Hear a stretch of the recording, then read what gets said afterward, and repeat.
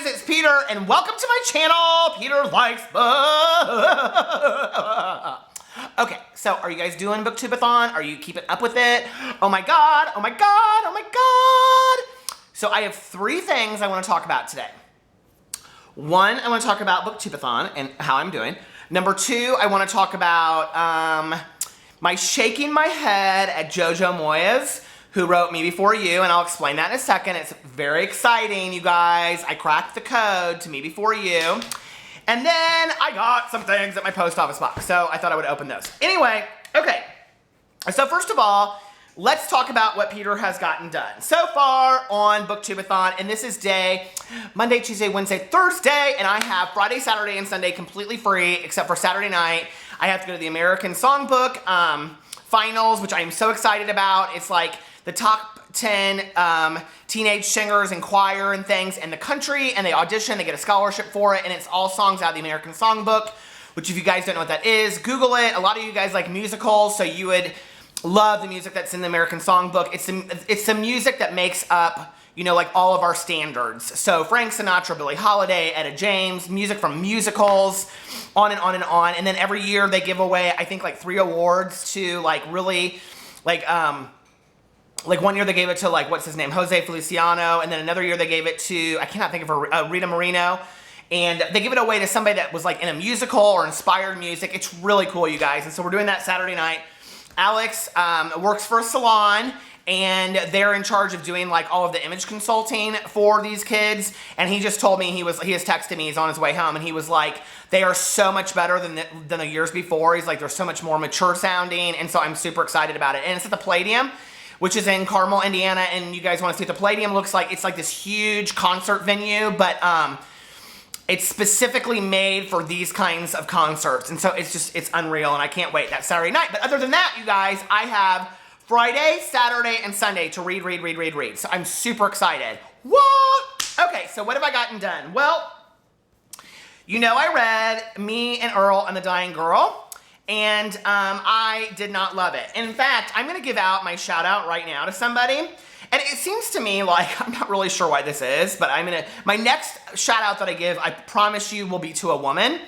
But I was Googling, not Googling, I was searching on YouTube for reviews of this book, because I was like, did anybody else not like this? And it was so funny because Drew from, okay, so Booksically, yeah. Okay, so Booksically, Drew, he did a review on this, and I already followed him and subscribed to him. You guys, his videos are so good. He does like this like really like EDM background music to it, which is cool. And then he does like really honest reviews. He has 193 subscribers. I'm gonna link him below. You guys, please go check out his channel, and if you like it, subscribe to him. He does like, I don't know, he's like somebody that I would be friends with, and that we would talk about books and stuff like that. He seems really cool. And we read a lot of the same things. It was oh, no, this is how I found him. He had just done a review of A Single Man, and I'll explain that in a second. And then I was looking through, and because I was looking for reviews for that, and then I found that he had also like 2 days before, like a week before, done a review on this, and I was like, it's interesting. So he and I have very similar views on Me and Earl and the Dying Girl. So we'll see what happens with it. Anyway, the next book is Christopher Isherwood's A Single Man. Okay, so you guys, I am so excited about Jaws and the other books that I'm reading that I really didn't want to read this last night, and I didn't get to start. Okay, so the sprints that I'm doing on Twitter start at 10 p.m. and they go till 1 a.m. And I didn't get to start it until like 11:45, and so I was kind of over it, and I was like, I'm just going to read what I want to do tonight and not do the sprints, because I want to do them when they start. And so anyway, I sat down and I started reading this. I was like, I'm just going to read this book. I'm just going to read this book tonight and get it done. And I finished the whole thing last night. I gave it 5 out of 5 stars. I don't know. Okay, so this was not the book to read for Booktube-A-Thon. The book is beautifully written. I think had I read this in my 20s. Okay, so what it's about is this gay guy named George, whose long-term companion just passed away. And it takes place in, I think, 1962. And so it's a lot about him being gay and a lot of people not knowing it. In fact, like the neighborhood people, he just told that like his roommate moved away. It's really, really sad, you guys. Like, really, really sad. Had I read this in my 20s, I think I would have had a different view on it. A very, like, Hemingway. It's weird as you grow older. Like, if you're younger right now watching this video, I don't know that you'll understand what I'm saying until you think about this later in life, because I wouldn't have if I were your age. So I'm not talking down to you. I don't know that I would have understood it at the time. But reading this book at 44 years old, I so related to a lot of what he said. It was very nostalgic, but at the same time sad. It's very much about the past. I'm thinking about doing a whole review on it because I think it deserves it, and I really want to see the movie first. And I hope in no way did that come across as patronizing to people that are younger than me, because I think, you know, when you're younger, you even have like a fresher point of view on things. Like, there are things that I'm so glad I read when I was in my youth that had I read today, I would feel very jaded about. Like, had I read Catcher in the Rye at 44 for my first time, I would have been very sad and jaded about it. The problem is, this is a book about a guy whose life has basically passed him by. And it's a lot about the past, the present, and the future. And actually, Drew at the channel, I can't remember what his channel is, but that I'm gonna link below, he did a fantastic review of this. So so you might want to check that out as well. But anyway, I love this book. I'm gonna give it 5 out of 5 stars, and I want to see the movie. I'm so excited about that. So, okay, then the next thing is Rising Sun. Oh my God, so good. I'm gonna finish reading that tonight, and I'm gonna finish reading Jaws. Those are my plans for the evening. Jaws, you guys. Okay, I said something like, this is not the movie Jaws. It's totally the same as the movie. There's just subplots, okay? There's a romantic subplot into it. There's like a mysterious subplot that has nothing to do with the sharks. I'm halfway through it, you guys, and it is so, so good. Like, modern classic good. And then if I stay in the Duff, I'm saving for the weekend. Okay, I am now, and I don't know what chapter I'm on, because I'm probably more than halfway done with Me Before You, because I've been listening to the audiobook all day today.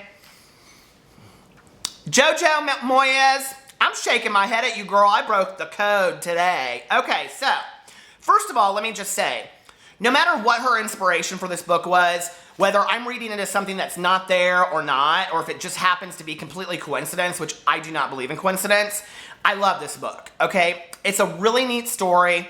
It's it's not even romantic yet, so I'm not to the romance part, but I know it's coming. It's kind of really about Luisa's coming of age. I love this book and coming into her own. I think it's beautifully written. I think the story is interesting. It only took me, honestly, probably about 20 minutes on Audible to get into it, which is about 30 pages, maybe less than that. So, I was stuck at page 19 forever, and I, right after that, got right into it. So it's really good.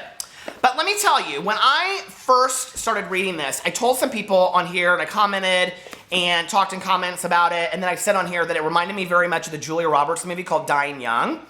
Okay, so it's interesting because as I was listening to it, there's also pieces that remind me a little bit of Notting Hill, which is also a Julia Roberts movie.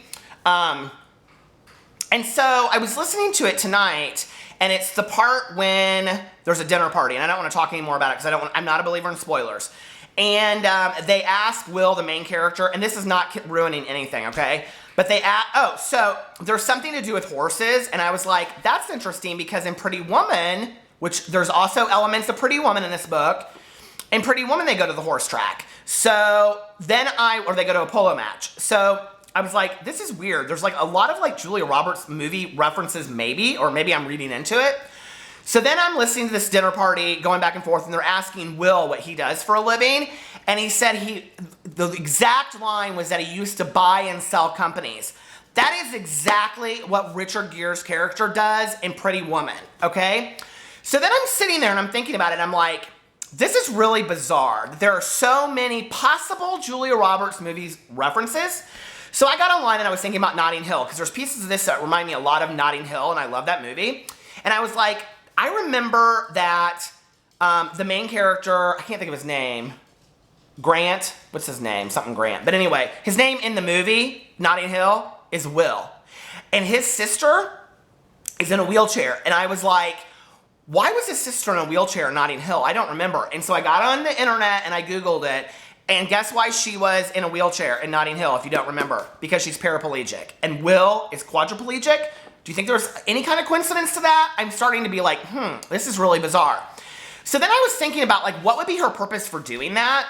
because you can see so obviously it's not Julia Roberts on the cover. But Julia Roberts would have played Lou extraordinarily well. Like, she really could have if she wasn't too old for the part now.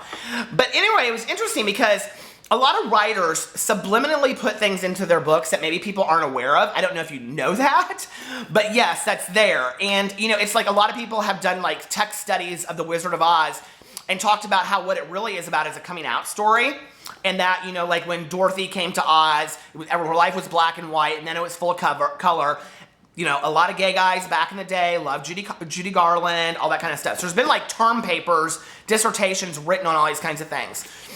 So the fact that an author would subliminally put in Julia Roberts movies into this book, I don't think she's stealing it. She's too good of a writer. She's doing it on purpose. And so I'm almost like, is she doing it because she subliminally wants Julia Roberts to play the part of Lou if it's made into a movie? What would be the reason for it? So maybe it'll come up later in the book. I don't know.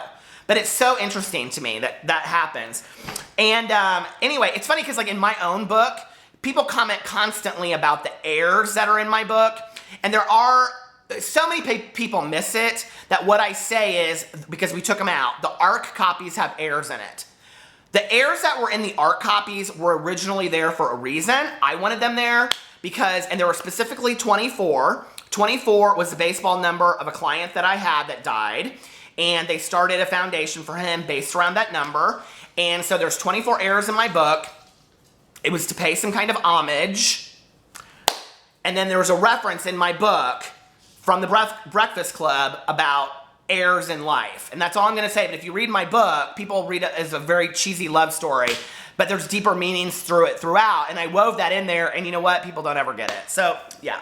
But I think Jojo Moyes, Jojo, I'm on to you. Like, I'm going to get out all the Julia Roberts movies. And I'm going to write them down. I got to pull them all up. And I'm going to see like, oh, and the other thing was Sleeping with the Enemy, about the girl that's got the abusive husband. And then she leaves. So his name in real life, who played, is Patrick. And Patrick is her boyfriend in this movie, or in this book. And Patrick is jealous of Will, which in Sleeping with the Enemy, her husband was jealous of her with any other man. I mean, you guys, this is too much, right? It's just, it's too much. There's too many coincidences. So anyway, okay. I got a postcard bookmark. I call them postmark bookmarks. Anyway. Hi, Pierre. Here's a card for your collection. Loving your channel. I wish I had half of your energy and enthusiasm. Happy summer, Lynn. Thank you, Lynn, from Wisconsin. I can't even pronounce what city you're from, but look at that. I love that. Oh, I love it so much. Thank you. I'm collecting my bookmarks. I figured out how I'm going to do them. I'm opening my package, but I will show you later where I'm keeping them because it's super exciting. Okay. There's no note, so I know who this is from, and I cannot remember. It's Little Witch something, because she said in the comments, she's like, if you ever get a book and there's no note, it's from me. And she just sent me like a shit ton of Neil Gaiman books that she didn't have to do, so thank you so much. That was so nice. Dylan was the one that sent me Sender. Thank you, Dylan. That was so awesome. I'm so excited. I think I'm going to mention that to Maddie as being our book for August. But she sent me The Ocean at the End of the Lane by Neil Gaiman. Oh my God, I'm so excited about this because I just watched Connor O'Brien's review and he really liked it. And so I'm like, this is the one I want to read first, I think, of all the Neil Gaimans. And then somebody said to read The Graveyard Story. So then I'm going to read that second. So I'm going to say that he's kind of a spooky writer, isn't he? And then Graham and I are going to do, I want to give a shout out to Graham. Graham is a booktuber that is a lot like me, you guys, but 16 years old. His energy level, I'm sorry, Graham is probably like, I am nothing like you. I am real offended right now. But his energy level and his excitement about books is so much like me. You guys, he's also one of my booktube little brothers, and I'm going to link his channel below. I can't remember what it's called because it's not Graham. But anyway, it's like something guy or something. Anyway, go follow him. His videos are incredible. He reads what I read in high school, like a lot of modern classics. For what he's reading for Booktube-A-Thon is fantastic. I mean, his reading is like way above what he should be. I mean, he reads like important books. Makes me feel kind of dumb. But we're gonna read the Absolutely True Diaries of a Part-Time Indian in August because he's gonna dumb down for me and read something young adult. But he suggested reading American Gods, which is like that big, of Neil Gaiman. I was like, can we pick something a little shorter? Anyway, so we're going to do that in August. I'm super, super excited. And then maybe he and I, if he hasn't read this, will read The Ocean at the End of the Lane, too, because now I've got this. So, yeah. So, hey, Graham. Go follow Graham. Go follow Drew, you guys. I just said I was going to give my next shout out to a girl, and it was a guy. So 2 shout outs to 2 different guys. But anyway, I love you. Follow me all over Booktube-A-Thon. I'm on Twitter, Instagram, and Snapchat. So yeah, it's all below. I will talk to you later.